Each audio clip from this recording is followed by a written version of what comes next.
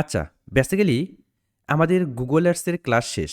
সেখানে আমরা মার্কেটিংয়ের বেসিক থেকে শুরু করে Google Ads এর সবগুলো বিষয় কভার করেছি এবং আজ থেকে আমরা Facebook মার্কেটিংয়ে ড্রাইভ করছি এবং Facebook মার্কেটিংয়ে যাওয়ার আগে আমাদের আরও একটি গুরুত্বপূর্ণ টপিক সম্পর্কে জানতে হবে, সেটি হলো মার্কেট রিসার্চ। বেসিক্যালি ধরতে পারেন এটি আমাদের Facebook মার্কেটিংয়ের থিওরিক্যাল ক্লাস এবং আগামী ক্লাস থেকে আমরা ফেসবুক মার্কেটিংয়ের প্র্যাকটিক্যালে যাব এবং সেখানে আমরা ফেসবুকে পেজ ক্রিয়েট থেকে শুরু করে add run, data tracking, remarketing সবগুলো বিষয় সম্পর্কে জানব। তার আগে আমাদের আসলে মার্কেটটা রিসার্চ করে নিতে হবে। অ্যাকচুয়ালি আপনি যে অ্যাডভার্টাইজার পৃথিবীতে একা, বিষয়টা এমন না, বা আপনি যে একা পৃথিবীতে আসলে বিজনেসম্যান এমনও না। কারণ আপনার অনেক কম্পিটিটর আছে। সো এইখানে যদি আপনি মার্কেটটা রিসার্চ না করেন, সেক্ষেত্রে কিন্তু আপনি আপনার কম্পিটিটরের সাথে কিন্তু পেরিয়ে উঠতে পারবেন না। এ কারণে আমাদের আসলে মার্কেটটা রিসার্চ করতে হবে। তো মার্কেট রিসার্চের মানে শুরুতেই আমাদের যে জিনিসটা করতে হবে সেটি আমাদের একটা নিশ সিলেকশন করতে হবে। তো এখন আসি নিশ জিনিসটা কি?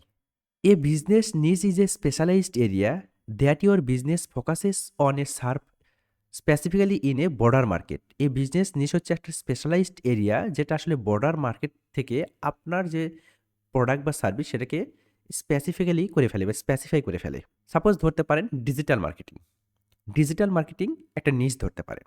যেরকম অনলাইনে অনেক ধরনের সার্ভিস দেওয়া হয়। যেরকম ধরেন graphics design, video editing, digital marketing, তাই না? ডাটা অ্যানালাইসিস এবং আদার্স অনেক সার্ভিস রয়েছে।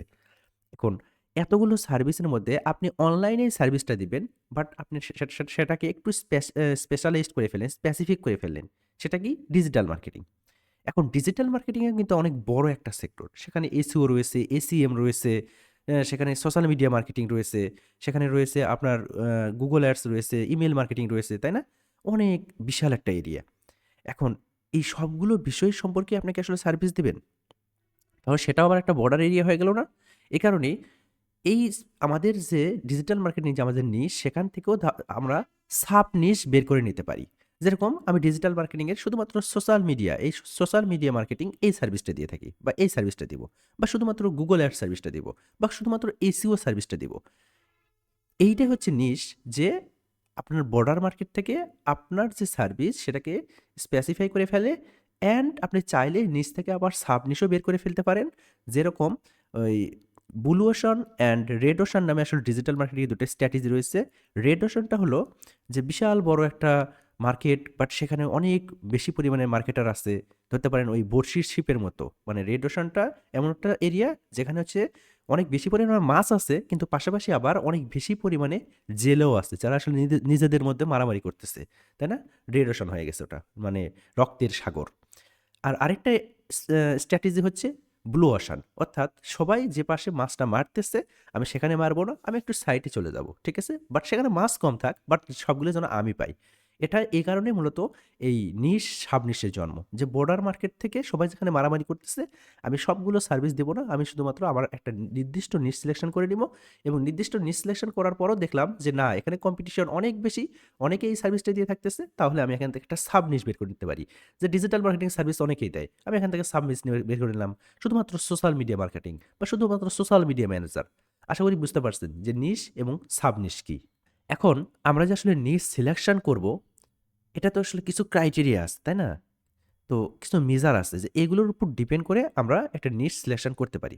যেরকম নিশ সিলেকশনের শুরুতেই থাকবে যে identify your passions and interest, যে আপনার প্যাশন কি, আপনার ইন্টারেস্ট কোথায়, সেটার উপরে আপনাকে নিশটা সিলেকশন করতে হবে। সাপোজ ধরেন যে আপনি স্পোর্টস নিয়ে কথা বলতে ভালোবাসেন বা স্পোর্টস রিলেটেড আপনার হিউজ নলেজ আছে, স্পোর্টস দেখেন, ক্রিকেট হতে পারে, ফুটবল হতে পারে, ভলিবল হতে পারে, তাই না?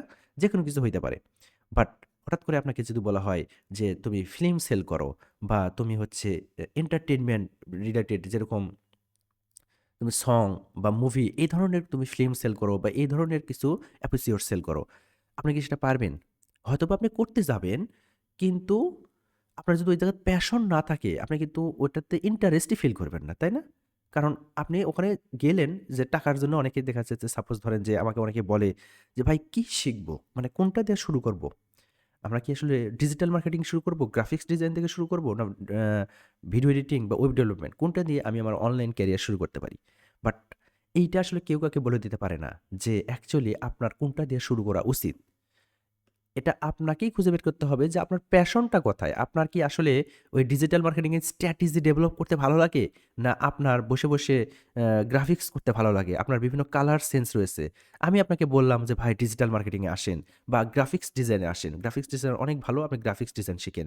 বাট আপনার মধ্যে ওই কালার সেন্সটাই নাই যে কোন কালারের মধ্যে কোন কালার দিলে জিনিসটা আরো দেখতে সুন্দর লাগে। যেরকম আমার গ্রাফিক্স সেন্স একদম বা কালার সেন্স একদম 0। এ কারণে আমি গ্রাফিক্সে কিন্তু আমি খুব ভালো কিছু করতে পারব না, সেটা আমিও জানি।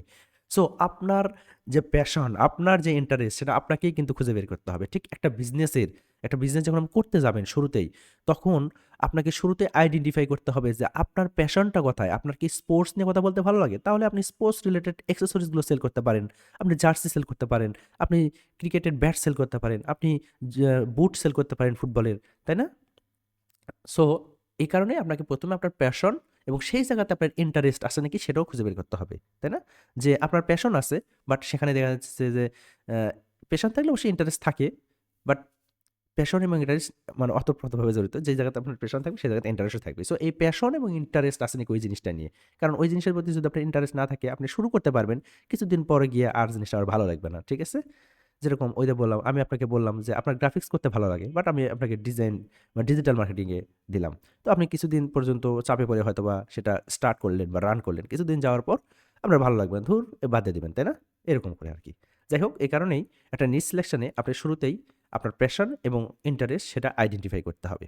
এবার আপনার প্যাশন এবং ইন্টারেস্ট আপনি আইডেন্টিফাই করে ফেলেছেন যে আমি এই প্রোডাক্ট নিয়ে কাজ করব। যেকোনো একটা প্রোডাক্ট হইতে পারে যেটার প্রতি আপনার ইন্টারেস্ট এবং প্যাশন আছে। এখন সেটাকে দেখতে হবে যে অ্যাকচুয়ালি সেটার কি আসলে মার্কেটে ডিমান্ড আছে নাকি?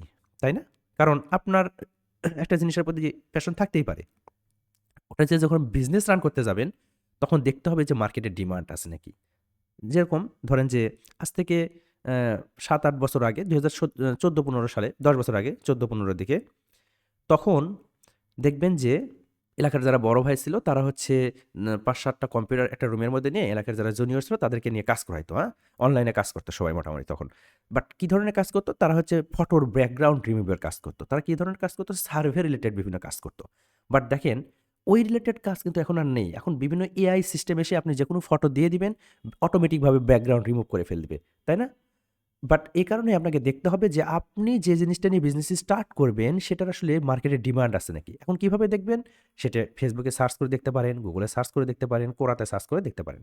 সাপোজ ধরেন যে আমি যদি ফেসবুকে ঢুকি।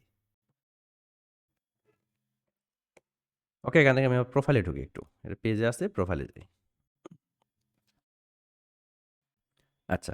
তাহলে আমরা কি করতে পারি? আমরা যে একটা সাপোজ ধরেন একটা প্রোডাক্ট আইডেন্টিফাই করে ফেলেছি বা যেখানে আমার প্যাশন এবং ইন্টারেস্ট আছে। এখন আমরা দেখব যে সেটার আসলে মার্কেটে ডিমান্ড আছে নাকি। তো ফেসবুকে সার্চ করতে পারি। সাপোজ ধরেন যেকোনো একটা প্রোডাক্ট হতে পারে। কি প্রোডাক্ট হতে পারে? হতে পারে যে উম কি হইতে পারে? সাপোজ যে টেলিভিশন বা টিভি। স্মার্ট টিভি লিখে সার্চ করলাম। Smart TV. হ্যাঁ? Smart TV. আপনি যেকোনো প্রোডাক্ট লিখে সার্চ করতে পারেন। সমস্যা নেই। তো স্মার্ট টিভি লিখলাম। তো আমি একটু নিচের দিকে যাই। দেখি স্মার্ট টিভি রিলেটেড কোনো পোস্ট-টোস্ট আসে নাকি। এই দেখেন এখানে একটা এড চলতেছে, তাই না? peekabo.com যদিও আসলে স্মার্ট টিভি অনেক হাই ভ্যালুর প্রোডাক্ট, তো এটা আসলে বড় কোম্পানি ছাড়া দিবে না। আপনি শুরুতেই দেখা যাইতেছে যে আপনি এত দামের প্রোডাক্ট সিলেকশন নাও করতে পারেন। তাই না? এত দামের প্রোডাক্ট আপনি মার্কেটে নিয়ে এসে যদি সেল না করতে পারেন। এই দেখেন এরকম দেখেন দেশের সুনামধন্য বিশ্ববিদ্যালয় জাহাঙ্গীরনগর বিশ্ববিদ্যালয় থেকে একটা ইয়ে কিনে এসেছে যে ব্যাকবোন থেকে স্মার্ট সলিউশন আরকি। স্মার্ট বোর্ড আরকি। তাই না? তো এইরকম এই যে আপনি হায়ারে দেখেন, এখানেও স্মার্ট টিভি পাওয়া যাচ্ছে। সো তার মানে এই জিনিসটার আসলে মার্কেটে ডিমান্ড আছে। এ কারণে দেখেন বিভিন্ন পোস্ট-টোস্ট চলতেছে, এমনকি এডও চলতেছে যেটা আমরা শুরুতে যে পিকাবোর এডটা দেখলাম, তারপরে যে হায়ারের এডটা দেখলাম যে স্পন্সরড লেখা আছে, তাই না? তার মানে মোটামুটি মার্কেটে ডিমান্ড আছে এবং আরেকটা জিনিস আপনি করতে পারেন যে এই এখানে কমেন্টগুলো চেক করতে পারেন, না? কমেন্টগুলো চেক করতে পারেন, দেখতে পারেন যে হ্যাঁ, মানুষ আসলে দেখতেছে ভালো, কমেন্ট-টমেন্ট করতেছে। অনেকে প্রাইস ট্যাগস লিখবে যে প্রাইস কত, কিভাবে ইউজ করব। অনেক আইডিয়া পাওয়া যায় এখান থেকে, হ্যাঁ? এগুলো থেকে। তো এখান থেকে আপনি দেখতে পারেন। তারপরে সাপোজ ধরেন যে আমি যদি লিখি যে হানি নাটস, হানি নাটস, হানি নাটস লিখলাম, হ্যাঁ? তাহলে দেখি যে অ্যাকচুয়ালি হানি নাটস রিলেটেড কোনো পোস্ট-টোস্ট আসে নাকি। দেন এই দেখেন হানি নাটস রিলেটেড পোস্ট আসছে এখানে। দেন এই যে ঘরের বাজারে এড চলতেছে হানি নাটসের। তাই না? এই যে অনেক এড চলতেছে। তাকওয়া হা হা নাট না হাট। নিট্রো, এটা আলামিন ভাইয়ের পেজ আর কি। যাই হোক পরিচিত। তাহলে কমেন্ট বক্সে একটু চেক করি, দেখি কি অবস্থা। অডিয়েন্স কি দেয়? খুবই পুষ্টি সমৃদ্ধ খাবার, দাম কত? তার মানে মোটামুটি বোঝা যাচ্ছে যে দাম কত, দাম কত, তাই না? মধু স্যার ১ কেজির দাম কত? আচ্ছা। তার মানে ইনি কিন্তু অনেক ভালো এখন কনটেন্ট বানায়, বুঝছেন? ইনি পরিচিত। বাট এমন একটা সময় ছিল যে আসলে অনলাইন জগতই বুঝতো না। সেই মানুষটা আসলে মানে এত ডেভেলপ করছে এবং ওনার কয়েকটা বিজনেস এবং অনলাইনে অনেক পরিমাণে সেল হয়। সেটা আমি খুব ভালো করে জানি, ব্যাক এন্ডের খবর। যাই হোক, তাহলে মোটামুটি তাহলে বুঝতে পারতেছেন যে আপনার যে জিনিসের প্রতি প্যাশন আছে এবং ইন্টারেস্ট আছে সেটার আসলে মার্কেটের ডিমান্ড আছে নাকি সেটা কিভাবে খুঁজে বের করেন। সেটা ফেসবুকে সার্চ করে খুঁজে বের করতে পারেন এবং সেখানে পোস্ট দেখতে পারেন, মানুষের কমেন্ট দেখতে পারেন। অথবা আপনি কি করতে পারেন, আপনি গুগলে গিয়ে সার্চ করতে পারেন হানি নাটস লিখে, বা আপনি যে প্রোডাক্টটা আপনি আইডেন্টিফাই করতেছেন বা আপনার প্যাশন যেখানে আছে সেই প্রোডাক্ট বা সার্ভিসটা নিয়ে আপনি গুগলে সার্চ করতে পারেন, সেখান থেকে একটা আইডিয়া পেতে পারেন। অথবা ইউটিউবে সার্চ করতে পারেন, ভিডিও আসবে, তার নিচে কমেন্টগুলো চেক করেন, দেখেন আসলে মানে অডিয়েন্স কি ধরনের রিঅ্যাকশন দিতেছে। তারপরে কোরাতে গিয়ে একটা আপনি পোস্ট করতে পারেন। যেরকম কোরা হচ্ছে কি একটা কোশ্চেন অ্যান্সার সাইট। এখানে অনেকে কোশ্চেন করে, সেই কোশ্চেনের অ্যান্সার যাদের জানা আছে তারা আবার সেটার অ্যান্সার করে। ঠিক আছে? তো এরকম কোরা প্ল্যাটফর্মে গিয়ে আপনি কিন্তু কি করতে পারেন? আপনি এরকম কোশ্চেন-টোশ্চেন করতে পারেন। সেখানে অনেকেই আ রিপ্লে করবে। আপনি বলতে পারেন যে এই ধরনের প্রোডাক্ট আসলে বাংলাদেশে কেমন চলে? আর মানে কারা ইউজ করে, তাই না? এই ধরনের অনেক কোশ্চেনই করতে পারেন। যাদের জানা আছে তারা কোশ্চেনের অ্যান্সার গুলো দিয়ে দিবে। সেখান থেকে একটা আইডিয়া পেতে পারেন। ওকে। তাহলে আপনার প্যাশন এবং ইন্টারেস্ট আইডেন্টিফাই করা শেষ যে আপনি কোন প্রোডাক্ট বা সার্ভিস নিয়ে বিজনেস করতে চাচ্ছেন। এরপরে আপনি অনলাইনে থেকে সার্চ করে দেখলেন যে আসলে এটার মার্কেটে ডিমান্ড আছে নাকি। আপনি এটা অফলাইনে সার্চ করতে পারেন। যদি আপনি অফলাইন বিজনেস করতে চান, সেক্ষেত্রে কি করতে পারেন? ডোর টু ডোর মার্কেটিং, মানে ডোর টু ডোর গিয়ে যেরকম প্রাণ কোম্পানি কি করে বা অন্যান্য কোম্পানির এসআররা কি করে? একটা দোকানে যায়, যাওয়ার পর তাদের প্রোডাক্টের স্যাম্পল দেয়। তারপরে সেখান থেকে তারা কিন্তু একটা মানে যারা দোকানদার তাদের কিন্তু একটা ফিডব্যাক নিতে পারে। বিজনেসম্যান একটা ফিডব্যাক নেয় যে, "ভাই আমাদের এই প্রোডাক্টটা আপনি ইউজ করেছেন বা এই প্রোডাক্টটা আপনার কাছে ছিল, আপনি কেমন আসলে দেখতেছেন? লোকজন আসলে কেমন চাচ্ছে?" সেখান থেকেও কিন্তু একটা আইডিয়া পেতে পারেন যে আসলে এটার ডিমান্ড কেমন বা ওই রিলেটেড প্রোডাক্ট আর কি আছে সেটা আসলে কেমন চলতেছে বাজারে বা মার্কেটে, সেটারও কিন্তু সেখান থেকেও একটা আইডিয়া পেতে পারেন যে আসলে মার্কেটের ডিমান্ড কেমন। ওকে, তাহলে যেটা বললাম, প্যাশন এবং ইন্টারেস্ট আপনার আইডেন্টিফাই করা শেষ। এরপর অনলাইন থেকে সার্চ করে দেখলেন বা অফলাইন থেকেও দেখলেন যে না, ওই প্রোডাক্টটা আসলে ডিমান্ডও আছে। এখন আপনাকে যে কাজ করতে হবে, আপনার যে মানে কম্পিটিটর তাকে একটা এনালাইসিস করতে হবে। কারণ ওই তো বললাম শুরুতেই যে পৃথিবীতে আপনি একাই মার্কেটের না, আবার পৃথিবীতে আপনি একাই বিজনেসম্যান না। আপনার মধ্যে হাজার বিজনেসম্যান, হাজার মার্কেটার আছে। সো এত মার্কেটারের ভিড়ে কিন্তু আপনি হারিয়ে যাবেন। সেই কারণে আপনার একটু কম্পিটিটরকে রিসার্চ করে নিতে হবে যে আপনার কম্পিটিটর আসলে কি ধরনের সার্ভিস দিতেছে, তাই না? তো এটা করার জন্য আপনি ওই একইভাবে ফেসবুকে যেতে পারেন। ফেসবুকে এসে আপনি যদি ফেসবুকে যদি স্ক্রল করি, তাহলে অনেক হয়তোবা অ্যাড-ট্যাড দেখতে পাবো। হ্যাঁ? ওকে। এই যে আমি দেখেন ওখানে দেখেন হানি নাটস লিখে সার্চ করেছি। আমি আমার আসলে নিউজ ফিডে আসতেই ফালাক ফুডের একটা আসলে অ্যাড আমার কাছে চলে আসছে। এরা ওই হানি নাটস-টানিনাটস মধু-টধু সেল করে আরকি। একসময় আমিও এই বিজনেস করতাম। তো এনাদের কাছে অনেক মধু নিয়েছি অনেক সময়, হ্যাঁ? তো ঠিক আছে, ধরে নেন যে আপনিও মধু সেল করেন, এই ফালাক ফুড এনারাও মধু সেল করে। তাহলে এনাদেরকে মানে এনারা আপনার কম্পিটিটর। এরকম আপনার কিছু কম্পিটিটর আছে, সাপোজ ধরুন যে ১০-২০ টা কম্পিটিটর, তাদেরকে আপনি একটা লিস্ট ডাউন করলেন, একটা এক্সেল ফাইলে নিলেন বা একটা ডক ফাইলে নিলেন। নেওয়ার পর প্রতিটা পেজ আপনি ভিজিট করবেন। প্রতিটা পেজ আপনার যে কয়টা কম্পিটিটর মোটামুটি আপনার চোখের সামনে আসবে। ভিজিট করে আপনি কি করবেন?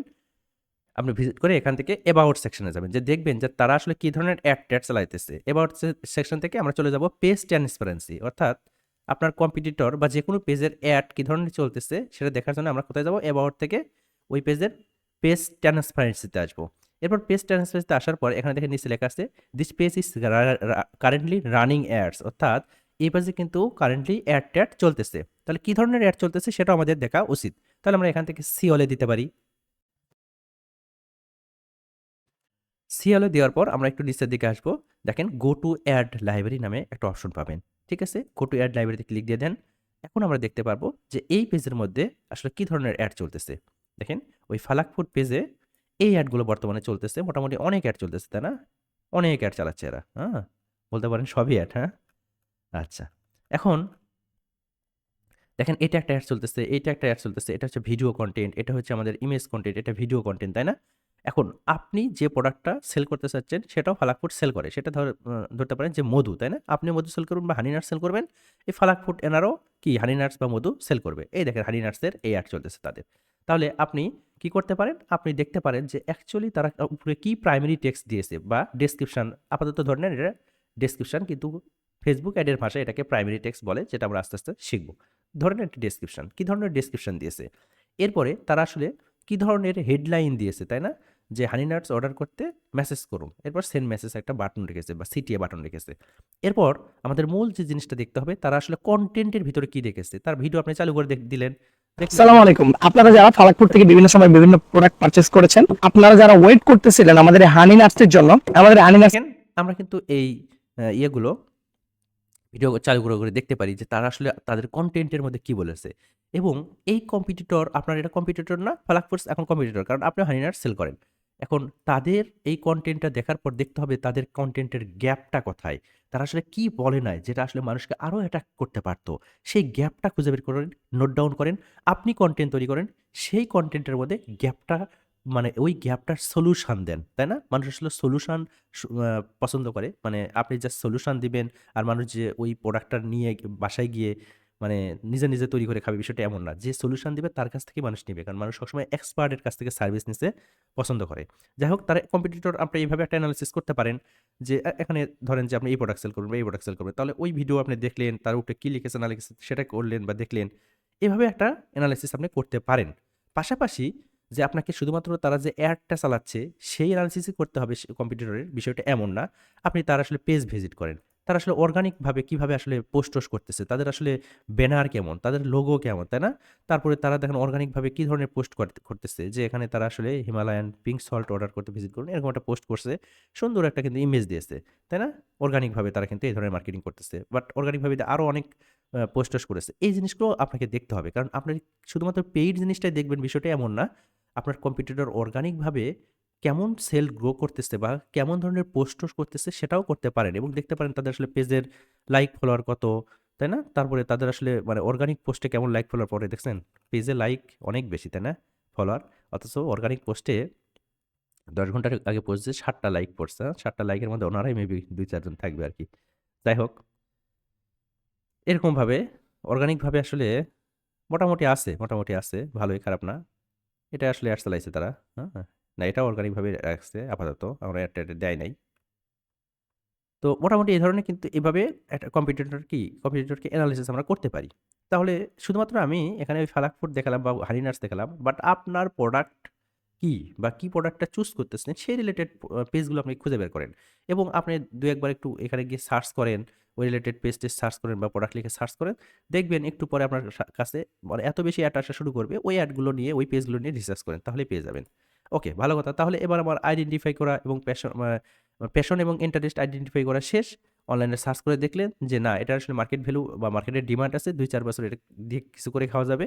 তারপরে এনালাইসিস কম্পিটিটরকে এনালাইসিস করলেন যে কিভাবে করলেন, পেজ ট্রান্সপারেন্সি গেলেন। তারপরে ওখান থেকে অ্যাড লাইব্রেরিতে গিয়ে আপনার কম্পিটিটরের যে অ্যাড-ট্যাড চলতেছে সেটা এনালাইসিস করলেন। পাশাপাশি কম্পিটিটরের যে পেজ আছে সেই পেজেও আপনি একটু দেখলেন যে অর্গানিকভাবে তা আসলে আসলে তাদের গ্রো আপ কেমন, এবং আপনাকেও দেখা যাচ্ছে তাদের সাথে ভালো করতে হবে অর্গানিকভাবে, সেটাও করলেন। এরপরে কি করতে হবে?